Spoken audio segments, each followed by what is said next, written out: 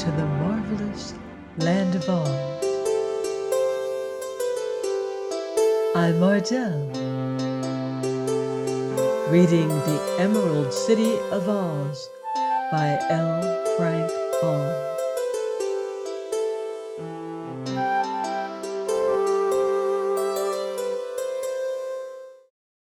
Chapter 15.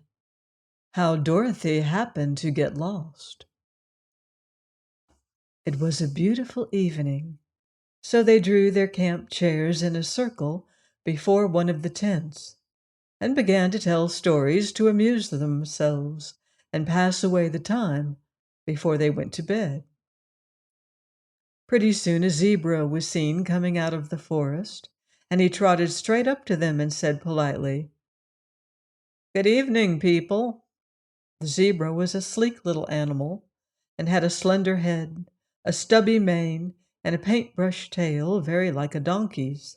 His neatly shaped white body was covered with regular bars of dark brown, and his hoofs were as delicate as those of a deer.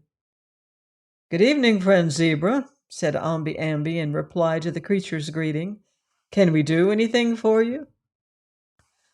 "Yes," answered the zebra. "I should like you to settle a dispute that has long been a bother to me as to whether there is more water or land in the world." "Who are you disputing with?" asked the wizard. "With a soft-shell crab," said the zebra. "He lives in a pool where I go to drink every day, and he is a very impertinent crab, I assure you. I have told him many times that the land is much greater in extent than the water, but he will not be convinced. Even this very evening, when I told him he was an insignificant creature who lived in a small pool, he asserted that the water was greater and more important than the land. So, seeing your camp, I decided to ask you to settle the dispute for once and all, that I may not be further annoyed by this ignorant crab." When they had listened to this explanation, Dorothy inquired, "Where is the soft-shell crab?" "Not far away," replied the zebra. "If you will agree to judge between us, I will run and get him." "Run along, then," said the little girl. So the animal pranced into the forest and soon came trotting back to them.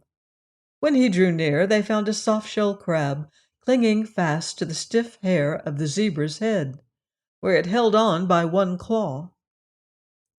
"Now then, Mr. Crab," said the zebra, "here are the people I told you about, and they know more than you do who live in a pool, and more than I do who live in a forest, for they have been travelers all over the world and know every part of it."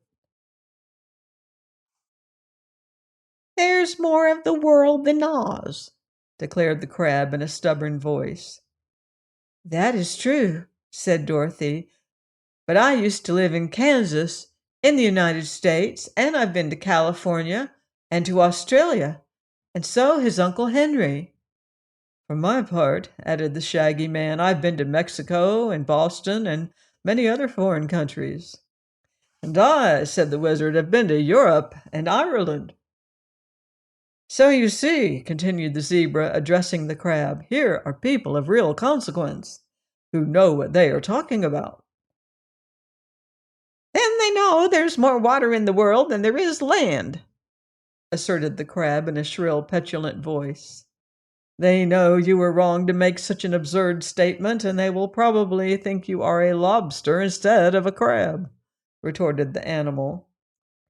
At this taunt, the crab reached out its other claw and seized the zebra's ear, and the creature gave a cry of pain and began prancing up and down, trying to shake off the crab, which clung fast.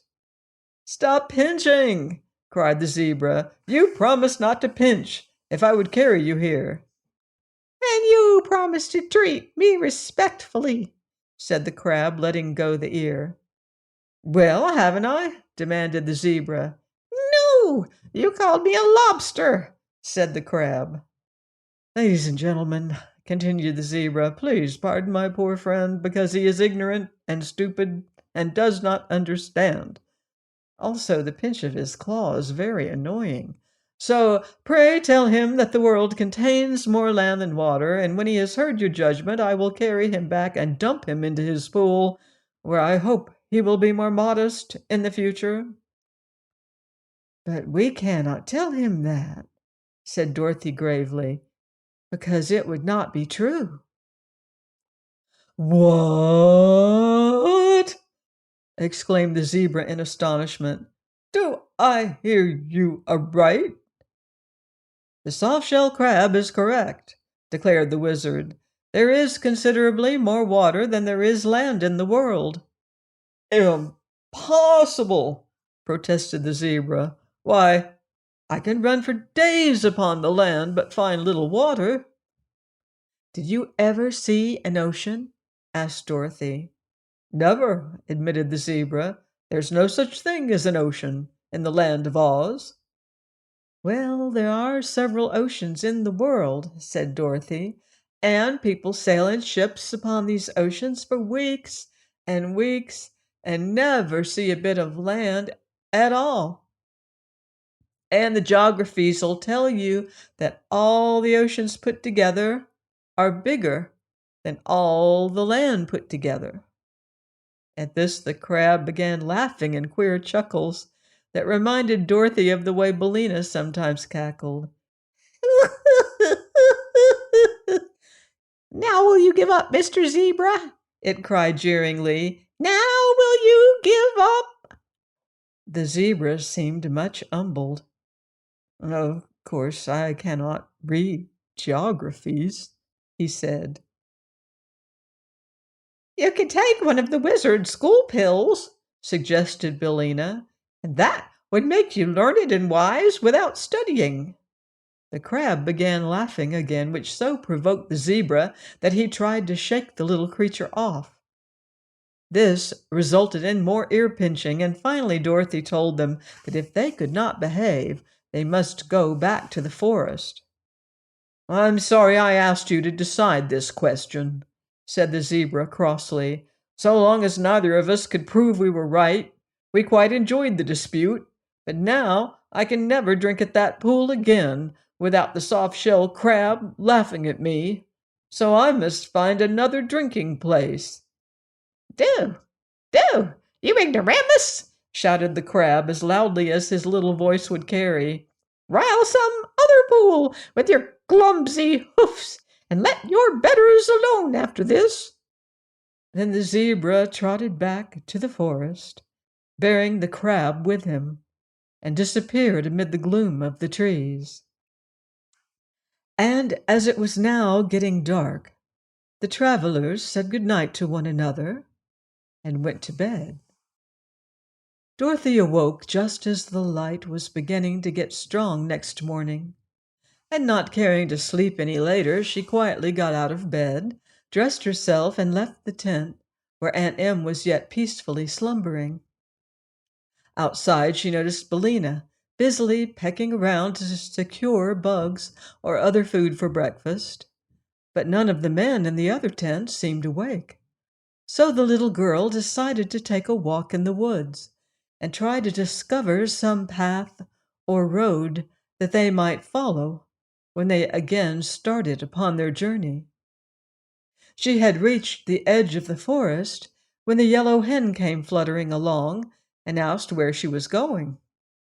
Just to take a walk, Billina, and maybe I'll find some path, said Dorothy. Then I'll go along, decided Billina, and scarcely had she spoken when Toto ran up and joined them. Toto and the yellow hen had become quite friendly by this time, although at first they did not get along well together. Billina had been rather suspicious of dogs, and Toto had had an idea that it was every dog's duty to chase a hen on sight. But Dorothy had talked to them and scolded them for not being agreeable to one another until they grew better acquainted and became friends. I won't say they loved each other dearly, But at least they had stopped quarreling and now managed to get on together very well. The day was growing lighter every minute and driving the black shadows out of the forest. So Dorothy found it very pleasant walking under the trees. She went some distance in one direction, but not finding a path, presently turned in a different direction. There was no path here either, although she advanced quite a way into the forest, winding here and there among the trees and peering through the bushes in an endeavor to find some beaten track. "I think we'd better go back," suggested the yellow hen after a time. "The people will all be up by this time and breakfast will be ready." "Very well," agreed Dorothy. "Let's see. The camp must be over this way." She had probably made a mistake about that, for after they had gone far enough to have reached the camp, they still found themselves in the thick of the woods. So the little girl stopped short and looked around her, and Toto glanced up into her face with his bright little eyes and wagged his tail as if he knew something was wrong. He couldn't tell much about direction himself because he had spent his time prowling among the bushes and running here and there, nor had Billina paid much attention to where they were going, being interested in picking bugs from the moss as they passed along.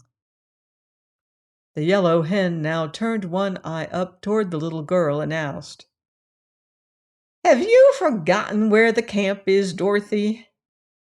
"Yes," she admitted. "Have you, Billina?" "I didn't try to remember," returned Billina. "I'd no idea you would get lost, Dorothy."